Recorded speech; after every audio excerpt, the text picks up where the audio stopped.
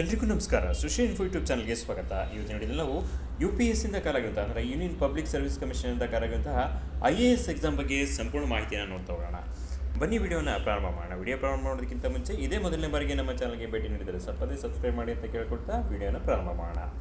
How to apply ಅಂದರೆ application ಹಾಕೋದು ಹೇಗೆ ಅಂತೇಳಿ ಕೊಟ್ಟಿದ್ದಾರೆ. ಅಪ್ಲಿಕೇಶನ್ ನಿಮಗೆಲ್ಲ ಗೊತ್ತಿದೆ, ಆನ್ಲೈನ್ ಮೂಲಕ ಅಪ್ಲಿಕೇಶನ್ ಹಾಕೋದು. ಅಪ್ಲಿಕೇಶನ್ ಹಾಕಿ ವೆಬ್ಸೈಟ್ ವಿಳಾಸವನ್ನು ಕೊಟ್ಟಿದ್ದಾರೆ upsc.nic.in ಅಂತೇಳಿ. upsc.online.nic.in ಈ ವೆಬ್ಸೈಟ್ಗೆ ಭೇಟಿ ನೀಡಿದರೆ ಇಲ್ಲಿ ಒನ್ ಟೈಮ್ ರಿಜಿಸ್ಟ್ರೇಷನ್ OTR ಫಾರ್ಮ್ಯಾಟಲ್ಲಿ ನೀವು ಅಪ್ಲಿಕೇಶನ್ ಹಾಕೋದಾಗುತ್ತೆ. ಒನ್ ಟೈಮ್ ರಿಜಿಸ್ಟ್ರೇಷನ್ ಮಾಡಿಕೊಂಡ್ರೆ ನೀವು ನೆಕ್ಸ್ಟ್ ಯಾವುದೇ ಅಪ್ಲಿಕೇಶನ್ ಹಾಕಿದ್ರೂ ಕೂಡ UPSC ನಿಮ್ಮ ಪ್ರೊಫೈಲ್ ರೆಡಿ ಇರುತ್ತೆ. ಆ ಅಪ್ಲಿಕೇಶನ್ ಹಾಕೋದಕ್ಕೆ ಈಸಿ ಆಗ್ತಾ ಹೋಗುತ್ತೆ. ಇಲ್ಲಿ ಮಾಡಿಫಿಕೇಶನ್ ಆಫ್ OTR ಪ್ರೊಫೈಲ್ ಅಂತಿದೆ. ಅಂದರೆ OTR ಅಂದರೆ ಒನ್ ಟೈಮ್ ರಿಜಿಸ್ಟ್ರೇಷನ್ ಅಂತೇಳಿ. ಆ ಒನ್ ಟೈಮ್ ರಿಜಿಸ್ಟ್ರೇಷನ್ ಆಗಿರೋದನ್ನು ನಿಮ್ಮ ಪ್ರೊಫೈಲ್ನ ಒಂದು ಸರಿ ಮಾತ್ರ, ಅಂದರೆ ಒನ್ಸ್ ಇನ್ ಲೈಫ್ ಟೈಮ್ ಅಂತೇಳಿ ಕೊಟ್ಟಿದ್ದಾರೆ. ಅಲ್ಲಿ ನೀವು ಅದನ್ನು ಮಾಡಿಫಿಕೇಶನ್ ಮಾಡೋಕ್ಕೆ ಅವಕಾಶ ಕೊಟ್ಟಿದ್ದಾರೆ ಒಂದೇ ಒಂದು ಸಾರಿ. ಅಂದರೆ ಒನ್ ಟೈಮ್ ರಿಜಿಸ್ಟ್ರೇಷನ್ ನಿಮ್ಮ ಬೇಸಿಕ್ ಡೀಟೇಲ್ಸ್ ಎಲ್ಲ ಅದು ಕೂಡ ಕೇಳಿರ್ತಾರೆ. ಆ ಡೀಟೇಲ್ಸ್ನ ನೀವು ಕ್ಲೀನಾಗಿ ಫಿಲಪ್ ಮಾಡಿರಬೇಕಾಗುತ್ತೆ. ಅಕಸ್ಮಾತ್ ಏನೋ ಮಿಸ್ಟೇಕ್ ಇದ್ದರೆ ಓನ್ಲಿ ಒನ್ ಟೈಮ್ ಮಾತ್ರ ನಿಮಗೆ ಏನು ಕರೆಕ್ಷನ್ಗೆ ಅವಕಾಶನ ಕೊಡ್ತಾರೆ. ಇನ್ನು ಮಾಡಿಫಿಕೇಷನ್ ಇನ್ ಅಪ್ಲಿಕೇಶನ್ ಫಾರ್ಮ್ ಅಂತೇಳಿ ಕೊಟ್ಟಿದ್ದಾರೆ. ಅದರದ್ದೇನು OTR ಪ್ರೊಫೈಲ್ ಅಂತ ಹೇಳಿದರೆ ನೀವು ಒನ್ ಟೈಮ್ ರಿಜಿಸ್ಟ್ರೇಷನ್ ಪ್ರೊಫೈಲಲ್ಲಿ ಇರುವಂಥ ಬಿಟ್ಟು ಬೇರೆ ಮಾಹಿತಿನ ನೀವು ಅಪ್ಲಿಕೇಶನ್ ಆಗಿದೆ ಅಂದರೆ ಈ IAS ಎಕ್ಸಾಮ್ಗೆ ತಾನೇ ಅಪ್ಲಿಕೇಶನ್ ಹಾಕಿದ್ರಲ್ಲ ಅದರಲ್ಲೇ ಏನಾದರೂ ತಿದ್ದುಪಡಿ ಮಾಡಿದ್ದಾರೆ, ಕರೆಕ್ಷನ್ ಮಾಡಿದರೆ ಅದಕ್ಕೆ ಅವಕಾಶ ಕೊಟ್ಟಿದ್ದಾರೆ. ಅದು ಯಾವಾಗ ಅಂದರೆ 7 days from the date of opening same ಅಂತೇಳಿ ಕೊಟ್ಟಿದ್ದಾರೆ. ಅಂದರೆ the commission also decided to extend the facility of making corrections in any fields of the application form of this examination for next day of the closure of application window of this examination. This window will remain open 7 days from the date of opening the same, that is from 6/3/2024 to 12/3/2024 ಅಂತ ಕೊಟ್ಟಿದ್ದಾರೆ. ಅಂದರೆ application ಹಾಕೋಕ್ಕೆ ಕೊನೆಯ ದಿನಾಂಕ ಇದಿಲ್ಲ, ಆ ಕೊನೆಯ ದಿನಾಂಕದ ನಂತರ ಕರೆಕ್ಷನ್ಗೆ ವಿಂಡೋ ಓಪನ್ ಆಗುತ್ತೆ ಅಂತೇಳಿ. ಅಂದರೆ 5ನೇ ತಾರೀಕುವರೆಗೂ ಅಪ್ಲಿಕೇಶನ್ ಹಾಕೋದಕ್ಕೆ ಅವಕಾಶ ಇದೆ. 6ನೇ ತಾರೀಕಿಂದ 12ನೇ ತಾರೀಕುವರೆಗೂ 7 ದಿವಸಗಳ ಕಾಲ ಅವಕಾಶ ಕೊಡ್ತಾರೆ. ನೀವು ಹಾಕಿರೋ ಅಪ್ಲಿಕೇಶನಲ್ಲಿ ಮಾಡಿಫಿಕೇಷನ್ ಮಾಡೋಕ್ಕೆ. ನೆನಪಲ್ಲಿ ನಿಮ್ಮ OTRಲ್ಲಿ ಮಾಡಿಫಿಕೇಷನ್ ಮಾಡೋಕ್ಕಾಗಲ್ಲ. ಅಪ್ಲಿಕೇಶನ್ IAS ಎಕ್ಸಾಮ್ಗಿಂತ ಅಪ್ಲಿಕೇಶನ್ ಹಾಕಿದ್ರಲ್ಲ ಅದರಲ್ಲಿ ಮಾಡಿಫಿಕೇಷನ್ಗೆ ಅವಕಾಶ ಕೊಟ್ಟಿದ್ದಾರೆ. ಅದನ್ನು ಕೂಡ ಯೂಸ್ ಮಾಡ್ಕೋಬೋದು. ಆ ಮಾಡಿಫಿಕೇಷನ್ ಹೇಗೆ ಮಾಡೋದು ಅಂತೇಳಿ ಮುಂದೆ ನೋಡ್ಕೋಬೋಣ. ಓಕೆ, ಇಲ್ಲಿ last date for receipt of application ಅಂತೇಳಿ ಕೊಟ್ಟಿದ್ದಾರೆ. ಅಪ್ಲಿಕೇಶನ್ ಹಾಕೋದಕ್ಕೆ ಕೊನೆಯ ದಿನಾಂಕ the online application can be filled up to 5th March 2024 till 6 PM ಅಂತೇಳಿ ಕೊಟ್ಟಿದ್ದಾರೆ. ಓಕೆ, 5 ಮಾರ್ಚ್ 2024 6 ಗಂಟೆಯವರೆಗೂ ಅಪ್ಲಿಕೇಶನ್ ಹಾಕೋದಕ್ಕೆ ಅವಕಾಶ ಕೊಟ್ಟಿದ್ದಾರೆ. 5ನೇ ತಾರೀಕು ಲಾಸ್ಟ್ ಡೇಟ್, ನೆನಪಿರಲಿ March 5 ಅಪ್ಲಿಕೇಶನ್ ಹಾಕೋದಕ್ಕೆ ಕೊನೆಯ ದಿನಾಂಕ ಅಂತೇಳಿ ಕೊಟ್ಟಿದ್ದಾರೆ. ಪೆನಾಲ್ಟಿ ಫಾರ್ ರಾಂಗ್ ಆನ್ಸರ್, ನೀವು ತಪ್ಪು ಉತ್ತರ ಬರೆದಿದ್ರೆ ಇಲ್ಲಿ ನೆಗೆಟಿವ್ ಮಾರ್ಕಿಂಗ್ ಇದೆ. ನೀವು ತಗಡಿದಂಥ ಮಾರ್ಕ್ಸಲ್ಲಿ ಅವರಿಗೆ ಏನು ಕಟ್ ಮಾಡ್ಕೊಳ್ತಾ ಇದ್ದಾರೆ. Candidate should note that there will be penalty for wrong answers mark by candidate. Objective question paper ಅಂತ ಕೊಟ್ಟಿದ್ದಾರೆ. IAS ಎಕ್ಸಾಮ್ಗೆ objective type multiple choice question paper ಇರುತ್ತೆ. ಅದರಲ್ಲಿ ನೀವು ತಪ್ಪು ಉತ್ತರಗಳನ್ನ ಬರೆದ್ರೆ ನೆಗೆಟಿವ್ ಮಾರ್ಕಿಂಗ್ ಇದೆ ಅಂತೇಳಿ ನಿಮಗೆ ಪೆನಾಲ್ಟಿ ಅಂತೇಳಿ ಕೊಟ್ಟಿದ್ದಾರೆ. ನೆಗೆಟಿವ್ ಮಾರ್ಕಿಂಗ್ ಇದೆ, ನೆನಪಿರಲಿ. Okay, online question paper representation portal ಅಂತೇಳಿ ಕೊಟ್ಟಿದ್ದಾರೆ.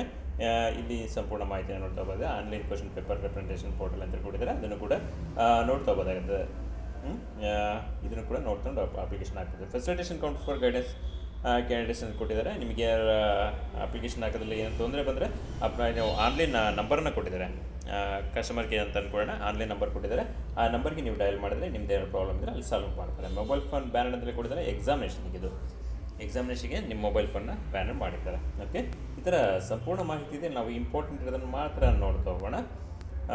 ಇಲ್ಲಿ the photograph upload by the candidate should not more than 10 days old from the start online process ಅಂತೇಳಿ. ಅಂದರೆ ಆನ್ಲೈನ್ ಅಪ್ಲಿಕೇಶನ್ ಹಾಕೋದಕ್ಕೆ ಆಲ್ರೆಡಿ ಪ್ರಾರಂಭ ಆಗಿದೆ. ಅಪ್ಲಿಕೇಶನ್ ಹಾಕೋದಕ್ಕೆ ನೀವು ಯಾವತ್ತು ಅಪ್ಲಿಕೇಶನ್ ಹಾಕ್ತಿರೋ, ಅಂದರೆ ಆನ್ಲೈನ್ ಅಪ್ಲಿಕೇಶನ್ ಪ್ರಾರಂಭ ಆಗುತ್ತಲ್ಲ ಅದಕ್ಕಿಂತ 10 ದಿವಸಕ್ಕಿಂತ ಹೆಚ್ಚು ಹಳೆದಾಗಿರಬಾರ್ದು ಅಂತೇಳಿ. ಓಕೆ, ಆ ಥರ ಫೋಟೋ ಇರಬೇಕಾಗಿದೆ. Ensure the name of the candidate and the date of which photograph was taken are clearly mention on the photograph ಅಂತೇಳಿ. ಅಂದರೆ ಆ ಫೋಟೋಗ್ರಾಫ್ ಕೆಳಗಡೆ ನಿಮ್ಮ ಹೆಸರಲ್ಲಿ ಅದ್ರ ಜೊತೆಲಿ ಫೋಟೋ ತೆಗೆದ ದಿನಾಂಕ, date on which photograph was taken are clearly mention on the photograph ಅಂತ ಕೇಳಿದ್ರೆ ನೀವು ಅಪ್ಲಿಕೇಶನ್ ಹಾಕ್ತಿರಲ್ಲ, ಅಪ್ಲಿಕೇಶನ್ ಹಾಕಬೇಕಾದ್ರೆ ಫೋಟೋ ಅಪ್ಲೋಡ್ ಮಾಡ್ತಾರೆ, ಪಾಸ್ಪೋರ್ಟ್ ಫೋಟೋ. ಆ ಫೋಟೋ ಕ್ಲಿಯರ್ ಆಗಿರಬೇಕು. ಅದ್ರ ಜೊತೆಲಿ ಅದ್ರ ಕೆಳಗಡೆ ನಿಮ್ಮ ಹೆಸರು ಇರಬೇಕಾಗುತ್ತೆ. ಅದ್ರ ಜೊತೆಲಿ ಏನು ಫೋಟೋ ತೆಗೆದ ದಿನಾಂಕ ಅಂತೇಳಿ. ಕೆಲವರು ಡೇಟ್ ಆಫ್ ಬರ್ತ್ ಹಾಕ್ಬಿಡ್ತಾರೆ, ಡೇಟ್ ಆಫ್ ಬರ್ತ್ ಹಾಕ್ಬಾರ್ದು.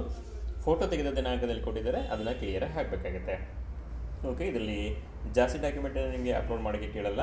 ಅಲ್ಲಿ ನಿಮ್ಮ ಫೋಟೋ ಮತ್ತು ಸಿಗ್ನೇಚರ್ ಇದು ಇಂಪಾರ್ಟೆಂಟಾಗಿ ಇರಬೇಕಾಗುತ್ತೆ ಅಂತೇಳಿ ಕೆಲವೊಂದು ರೂಲ್ಸನ್ನು ಕೊಟ್ಟಿದ್ದಾರೆ. ಇಲ್ಲಿ IAS ಅಲ್ಲಿ ಯಾವ್ಯಾವ ಎಕ್ಸಾಮಿಗೆ ನೀವು ಅಪ್ಲಿಕೇಶನ್ ಹಾಕ್ತಾ ಇದ್ದೀರಾ ಅಂತ ಕೂಡ. ಅಂದರೆ ಒಂದು ಅಪ್ಲಿಕೇಶನ್ ಹಾಕಿದ್ರೆ ಎಲ್ಲದಕ್ಕೂ ಕನ್ಸಿಡರ್ ಆಗುತ್ತೆ ನೋಡಿರಿ. ಇಂಡಿಯನ್ ಅಡ್ಮಿನಿಸ್ಟ್ರೇಟಿವ್ ಸರ್ವಿಸ್ ಅಂತೇಳಿ, ಅದ್ರ ಜೊತೆ Indian foreign service, Indian police service, Indian audit and account service, Indian civil accountant service, Indian corporate law and services, Indian defence accounts, Indian defence estate, Indian information service, Indian postal service, Indian P&T accounts, Indian railway, Indian revenue, Indian trade service, Indian railway management service, Indian forces head quarters ಅಂತ ಕೊಟ್ಟಿದ್ದಾರೆ. Delhi, Andaman Nicobar island, Lakshadweep ಇದು police service ಅಂತೇಳಿ, Pondicherry civil service, Pondicherry police service ಅಂತೇಳಿ ಇಷ್ಟು ಪೋಸ್ಟಿಗೂ ಕೂಡ eligible ಇರುತ್ತೆ ಒಂದು application ಹಾಕಿದರೆ ನೀವು. ಓಕೆ, ಪೋಸ್ಟ್ಗಳು ಎಷ್ಟಿದೆ ಅಂತ ಕೊಟ್ಟರೆ ಅಪ್ರಾಕ್ಸಿಮೇಟ್ಲಿ 1056 ಅಂತೇಳಿ 1056 ಹುದ್ದೆಗಳಿಗೆ ಅರ್ಜಿಯನ್ನು ಆಹ್ವಾನಿಸಿದ್ದಾರೆ. ನೆನಪಿರಲಿ, 1056 ಹುದ್ದೆಗಳಿಗೆ ಅರ್ಜಿ ಸಲ್ಲಿಸಿದರೆ ಸಿವಿಲ್ ಸರ್ವಿಸ್ ಪೋಸ್ಟಿಗೆ. ಓಕೆ, ಇಲ್ಲಿ ನೋಡ್ತಾ ಹೋಗೋದು, ಇದು ಅಪ್ರಾಕ್ಸಿಮೇಟ್ಲಿ ಅಂತ ಕೊಟ್ಟಿದ್ದಾರೆ, ಇದು ಹೆಚ್ಚಾಗ್ಬೋದು ಅಥವಾ ಸ್ವಲ್ಪ ಕಡಿಮೆ ಆಗ್ಬೋದು. ನೋಡ್ತಾ ಹೋಗೋಣ.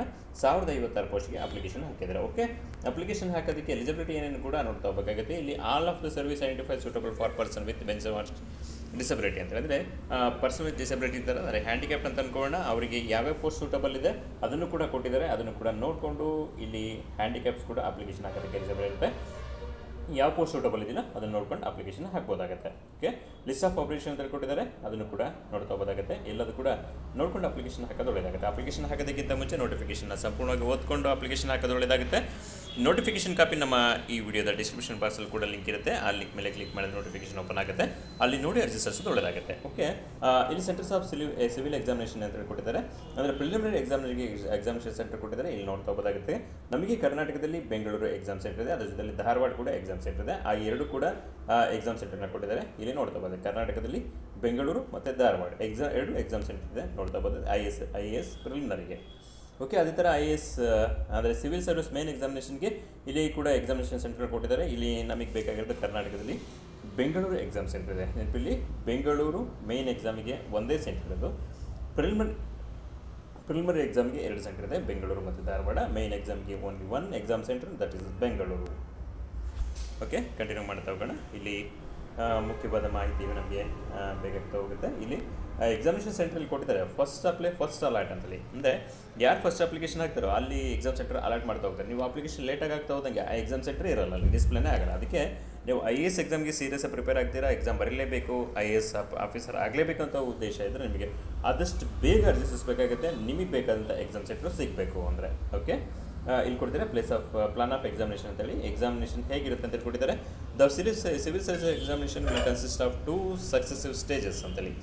2 ಸ್ಟೇಜಲ್ಲಿ ಎಕ್ಸಾಮ್ ನಡೆಯುತ್ತೆ. ಒಂದು civil service examination for the selection of candidate for the main examination. ಒಂದು ಹಂತ ಮೇನ್ ಎಕ್ಸಾಮ್ಗೆ ಅಭ್ಯರ್ಥಿಗಳನ್ನ ಆಯ್ಕೆ ಮಾಡೋದಕ್ಕೆ ಪ್ರಿಲಿಮಿನರಿ ಎಕ್ಸಾಮ್ ಅಂತೇಳಿ. ಎರಡನೇದು civil service main examination return and interview for selection of candidate for the various service and post noted above ಅಂತೇಳಿ. ಎರಡನೇದು main exam, ಇದನ್ನು ನೀವು ಪೋಸ್ಟ್ಗೆ ಡೈರೆಕ್ಟಾಗಿ ಸೆಲೆಕ್ಟ್ ಮಾಡೋಕ್ಕೆ ಮಾಡಿದ್ದಾರೆ. ನೀವು ಮೇನ್ ಎಕ್ಸಾಮಿಗೆ ಹೋಗ್ಬೇಕಂದ್ರೆ ಪ್ರಿಲಿಮಿನರಿ ಎಕ್ಸಾಮ್ನಲ್ಲಿ ಸಕ್ಸಸ್ ಆಗಲೇಬೇಕಾಗುತ್ತೆ. ಅಂದರೆ ಎಲ್ಲರೂ ಸಕ್ಸಸ್ ಆದವರೆಲ್ಲ ಅಲ್ಲಿಗೆ ಹೋಗ್ತಾರೆ ಅಂತ ಅಂದ್ಕೊಳ್ಳಲ್ಲ. ನಾವು ಒಂದು ಲೆವೆಲ್ ಮೆರಿಟ್ ಲಿಸ್ಟನ್ನು ಬಿಡ್ತಾರೆ, ಅವರು ನೆಕ್ಸ್ಟ್ ಸ್ಟೆಪ್ಪಿಗೆ ಹೋಗ್ತಾರೆ. ಓಕೆ, ಈ ಥರ ಇದೆ, ನೋಡ್ತಾ ಹೋಗೋದಾಗುತ್ತದೆ. ಇಲ್ಲಿ ಎಲಿಜಿಬಿಲಿಟಿ ಕಂಡೀಷನ್ಸ್ ಅಂತ ಕೊಟ್ಟಿದ್ದಾರೆ. ನ್ಯಾಷನಾಲಿಟಿ ಇದ್ರ ಬಗ್ಗೆ ನೀವು ನೋಡ್ತಾ ಹೋಗೋದಾಗುತ್ತೆ. ಏಜ್ ಲಿಮಿಟನ್ನು ಕೊಟ್ಟಿದ್ದಾರೆ. ಇಲ್ಲಿ age limit A candidate must attend the age of 21 years must have attended the age of 32 years ಅಂತೇಳಿ ಕೊಟ್ಟಿದ್ದಾರೆ. 21 ವರ್ಷ ಕನಿಷ್ಠ ವಯಸ್ಸು, 32 ವರ್ಷ ಗರಿಷ್ಠ ವಯಸ್ಸು ಅಂತೇಳಿ. ಬೇರೆ ಬೇರೆ ಕ್ಯಾಟಗರಿಗೆ ಮತ್ತು ಏಜ್ ರಿಲ್ಯಾಕ್ಸೇಷನ್ ಇದೆ. SC ST OBC ಮೈನಾರಿಟಿ ಇವರಿಗೆಲ್ಲರೂ ಕೂಡ ಏಜಲ್ಲಿ ರಿಲ್ಯಾಕ್ಸೇಷನ್ ಕೊಟ್ಟಿದ್ದಾರೆ. ಅದನ್ನು ಕೂಡ ನೋಡ್ತಾ ಹೋಗ್ತಾ ರೂಲ್ಸ್ ಪ್ರಕಾರ ಏನೇ ರಿಲ್ಯಾಕ್ಸೇಷನ್ ಬೇಕೋ ಅದರಲ್ಲಿ ಏಜ್ ಸಂಬಂಧಪಟ್ಟಂಗೆ ಆ ರಿಲ್ಯಾಕ್ಸೇಷನ್ಸ್ ಕೂಡ ಕೊಡ್ತಾ ಇದ್ದಾರೆ. ಓಕೆ, ಇದನ್ನೆಲ್ಲದೂ ಕೂಡ ನೋಡ್ತಾ ಹೋಗ್ತಾ ಅಪ್ಲಿಕೇಶನ್ ಹಾಕೋದಕ್ಕಿಂತ ಮುಂಚೆ ನೋಟಿಫಿಕೇಶನ್ ಸಂಪೂರ್ಣವಾಗಿ ಓದಿ ಅಪ್ಲಿಕೇಶನ್ ಹಾಕೋದು ಒಳ್ಳೆಯದಾಗುತ್ತೆ. Minimum education qualification important point ಬರ್ತಾ ಇದೆ ಇಲ್ಲಿ. A candidate must hold A graduate degree of the any university incorporated by an act of the central state legislature in India or other educational institution established by an act of parliament are declared to be deemed as a university under sections 3 of the University Grants Commission Act 1956 are process and equivalent qualification ಅಂತೇಳಿ. Graduate degree ಆಗಿರಬೇಕು, ಪದವಿನ complete ಮಾಡಿರಬೇಕಾಗಿರೋದು. ಯಾವುದೇ ಪದವಿ ಆಗಿರೋದು BA BSc BCom BE MBBS ಯಾವುದರ ಒಂದು degree pass ಆಗಿರಬೇಕು.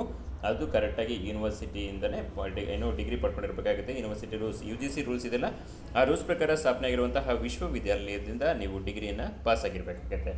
ಇಲ್ಲಿ ಕೆಲವೊಂದು ನೋಟ್ಗಳನ್ನು ಕೊಡ್ತಾರೆ. Candidate who have appealed in qualified examination is passing which would be render them educational qualification for the commission's examination but have not been informed of the result, as also the candidate who intend to appear such qualified examination will also eligible for admission to civil service preliminary examination ಅಂತೇಳಿ. ಅಂದರೆ ಪದವಿಲಿ ಇದ್ದಾರೆ, ಪದವಿಯ ಕೊನೆ ವರ್ಷದಲ್ಲಿದ್ದಾರೆ, exam ಬರೆಯೋಕ್ಕೆ eligible ಇದ್ದಾರೆ, ಆದರೆ exam ಬರೆದಿಲ್ಲ ಅಥವಾ ಬರೆದಿದ್ದಾರೆ ರಿಸಲ್ಟ್ ಬಂದಿಲ್ಲ.